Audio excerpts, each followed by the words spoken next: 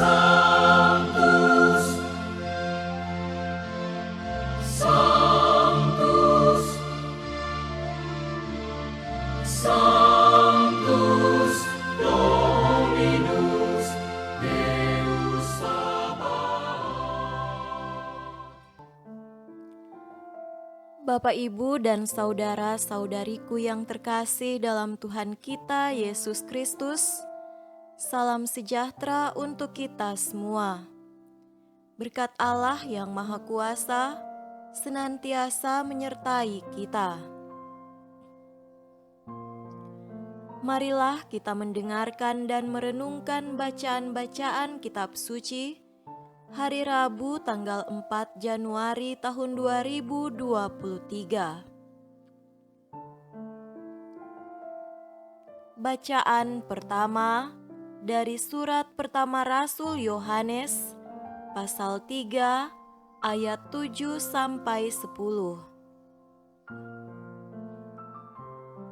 Anak-anakku, janganlah membiarkan seorang pun menyesatkan kamu. Barang siapa yang berbuat kebenaran adalah benar, sama seperti Kristus adalah benar. Barang siapa yang tetap berbuat dosa, berasal dari iblis, sebab iblis berbuat dosa dari mulanya. Untuk inilah anak Allah menyatakan dirinya, yaitu supaya ia membinasakan perbuatan-perbuatan iblis itu. Setiap orang yang lahir dari Allah tidak berbuat dosa lagi, sebab benih ilahi tetap ada di dalam dia, dan ia tidak dapat berbuat dosa karena ia lahir dari Allah. Inilah tandanya anak-anak Allah dan anak-anak iblis. Setiap orang yang tidak berbuat kebenaran tidak berasal dari Allah, demikian juga barang siapa yang tidak mengasihi saudaranya. Demikianlah sabda Tuhan. Syukur kepada Allah.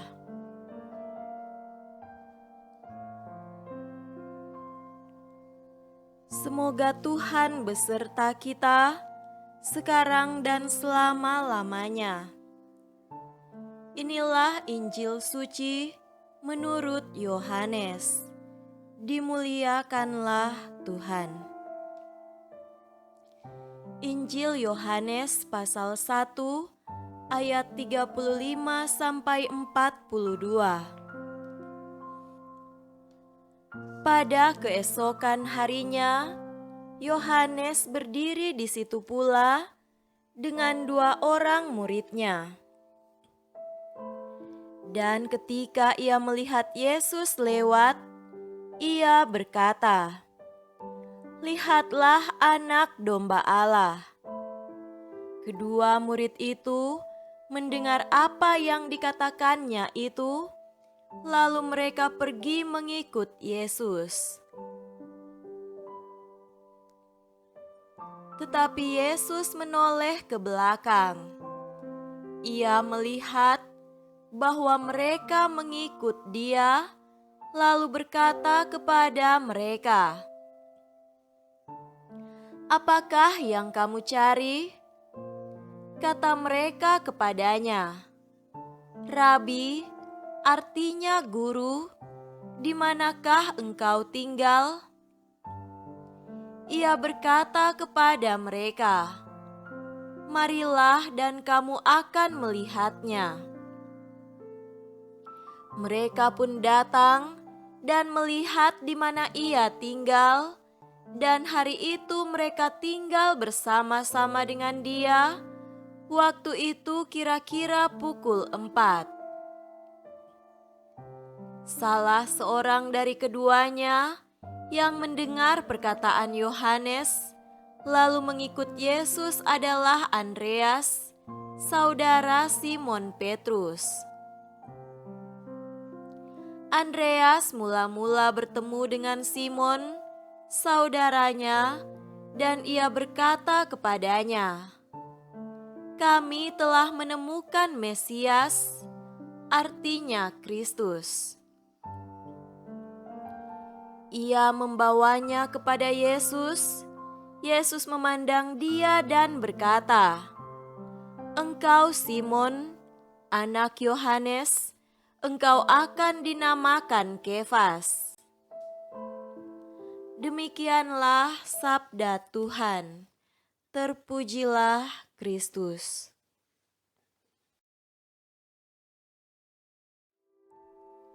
Saudara-saudariku yang terkasih dalam Tuhan kita Yesus Kristus, tema renungan kita pada hari ini adalah tujuan kerendahan hati. Rendah hati adalah salah satu kebajikan utama yang dikenal dalam berbagai budaya. Berulang kali, pelajaran tentang kerendahan hati disampaikan oleh para guru spiritual, juga orang tua kepada anak-anaknya. Namun, tidak sedikit juga orang yang mengalami kebingungan dengan kebajikan ini.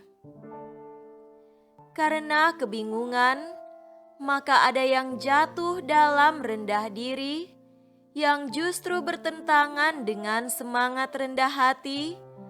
Ada yang jatuh dalam rendah hati pencitraan, yang tujuannya untuk memoles citra diri, dan ada juga yang jatuh dalam sikap rendah hati yang sebenarnya, namun tujuan dan fokusnya untuk diri sendiri. Kita bersyukur bahwa hari ini kita dapat belajar tentang kerendahan hati yang sejati dari Yohanes Pembaptis. Pertama, Yohanes tidak mengajarkan secara langsung tentang sikap rendah hati. Rendah hati adalah keseluruhan hidupnya sendiri. Orang lainlah yang melihat kehidupannya dan menyimpulkan bahwa inilah model kerendahan hati yang sesungguhnya. Artinya, sikap rendah hati bukan sebuah teori, tetapi sebuah sikap batin. Kedua, karena sikap batin, maka kerendahan hati searah dengan tujuan hidup. Tidak mungkin seseorang menghidupi kerendahan hati yang sejati tanpa mengenal tujuan hidupnya. Tujuan hidup seperti apa? Yohanes Pembaptis menyadari tujuan hidupnya sebagai pembuka jalan bagi Yesus dan Mesias. Ketiga, kerendahan hati bagi Yohanes Pembaptis bukanlah sebuah kebajikan tunggal, melainkan terkait dengan tujuannya, yaitu agar ia, Yesus, harus makin besar, tetapi aku harus semakin kecil.